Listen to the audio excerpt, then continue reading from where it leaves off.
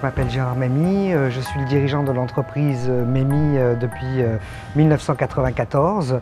Mon père s'est installé ici à Ivry-sur-Seine en 1989 et c'est depuis 1989 que nous sommes au fond de cette cour, donc à Ivry-sur-Seine. Mais le produit, la boutargue ou poutargue, est bien plus vieux que ça puisqu'on trouve trace de ce produit 7 siècles avant Jésus-Christ en France. Ce sont des œufs de mulet donc sauvages qui sont salés et séchés. Donc le mieux pour comprendre tous les tenants et les aboutissants de ce produit, c'est de me suivre et de voir en fabrique de quelle manière ça se passe.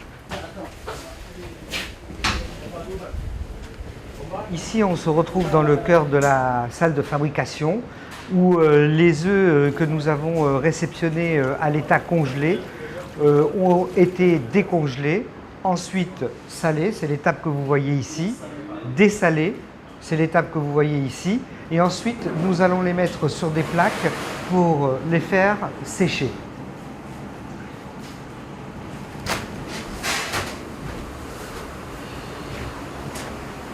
Donc, vous voyez ici le principe de nos produits qui ont été séchés et ensuite qui ont été cirés. Donc, c'est une étape que nous faisons intégralement à la main.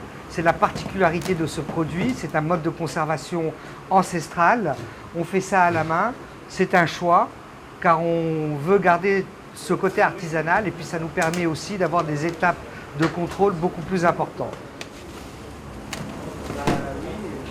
Alors là, vous avez le produit fini, donc qui a été ciré.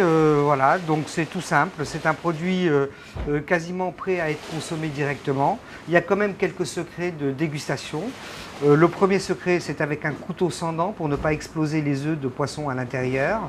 Deuxièmement, d'enlever les deux petites pointes arrondies, parce que parfois, la vésicule biliaire du poisson touche le bout arrondi, donc pour ne pas avoir une amertume en bouche, on coupe les deux arrondis et ensuite tout simplement on découpe avec la cire de cette manière. La cire s'enlève automatiquement de cette manière et on mange l'intérieur. Alors ce qui est très important, c'est de déguster toujours ce produit à température ambiante, couteau sans dents. Et puis le boire avec un alcool fort, ça se marie très bien avec le vin blanc. Enfin, tout est permis, sauf le vin rouge, où là, l'association des deux n'est pas terrible. C'est un produit qui ne laisse pas les gens indifférents, donc on peut aimer comme on ne peut pas aimer également. Quand on aime, on peut en devenir vraiment accro et avoir vraiment un coup de foudre pour ce produit, mais d'une manière instantanée. Mais c'est vrai que c'est un produit qui est relativement salé, et c'est un produit qui,